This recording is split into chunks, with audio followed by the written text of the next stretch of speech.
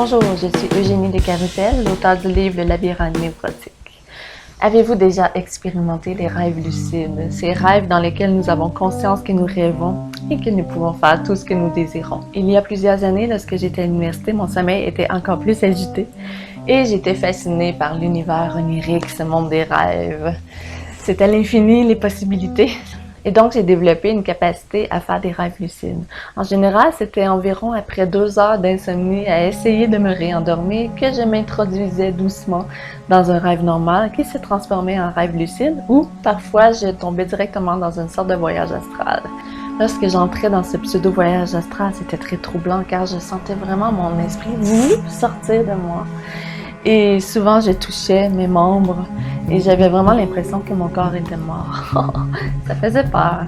Mais comme j'ai un esprit cartésien, logique, je voulais absolument prouver que c'était réellement un voyage astral. Alors pour ce faire, j'observais attentivement mon environnement pour vérifier s'il était vraiment pareil comme dans la réalité, mais finalement, ce n'était jamais identique.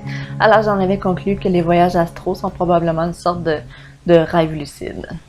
Mais le plus troublant, c'est que très souvent, j'avais beaucoup de difficultés à entrer en moi. Et je craignais de mourir dans cette autre dimension ou qu'un esprit entre en moi et prenne le contrôle de mon corps et j'avais peur. Mais en réalité, je ne savais même pas si je crois aux esprits ou pas et je ne le sais pas plus aujourd'hui. Alors pour entrer en moi, j'ajustais mes membres en esprit à ceux de mon corps pour que je puisse entrer. Alors, j'entrais. Et là, et non, j'étais pas encore réveillée, j'étais dans une autre sorte de rêve lucide ou voyage astral. Et puis encore une fois, j'entrais en moi.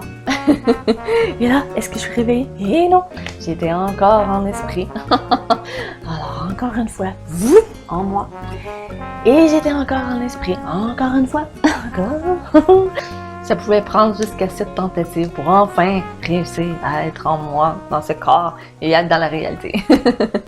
Mais lorsque j'entrais dans un vrai rêve lucide, c'était absolument génial. C'était le meilleur exutoire que je pouvais avoir à l'époque.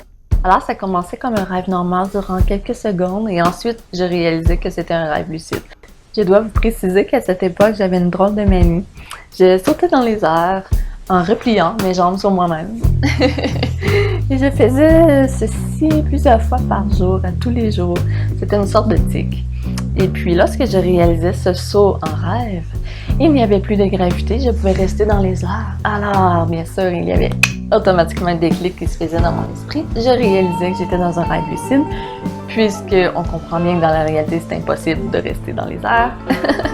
Alors, je pouvais réaliser tous mes désirs les plus fous. Mais mon psychisme était un petit peu tordu. Il avait des limites.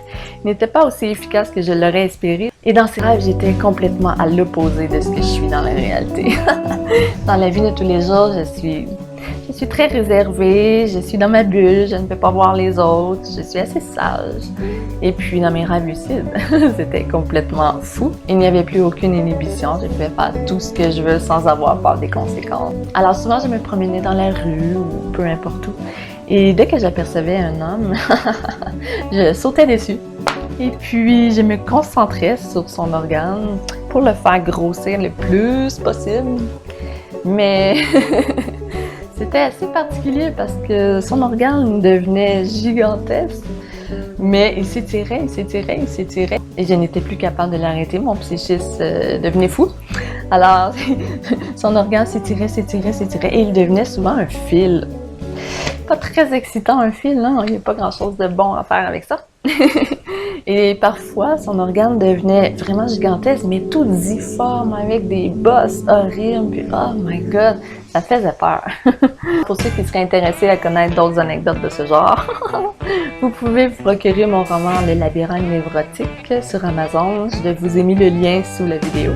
Ou bien vous abonner à ma chaîne, ça va me faire très plaisir et ça va m'encourager pour faire plein d'autres petites vidéos. Ciao, ciao!